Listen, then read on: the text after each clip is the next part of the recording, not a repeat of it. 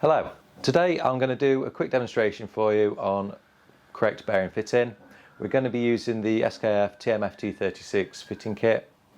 I've got a demonstration mounting star and a 608 deep groove ball bearing. So we've covered this before, so I'm just going to use the instruction book. First page gives you a quick breakdown of how to use the kit, and the second page goes through what size you need. So 608 uses the C section and 40-8T. So all I'm going to do is find the relevant bits in the kit and use them. So the C8 40-8T is that one, it says on the side,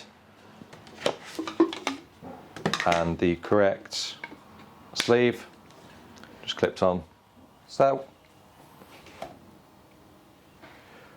What I'm going to do is just align the bearing so it's roughly into position over on the chamfer, so it's set nicely. So best practice is to make sure that everything's nicely aligned, your hands are safely away. I very nearly forgot safety glasses, so that is very easily done.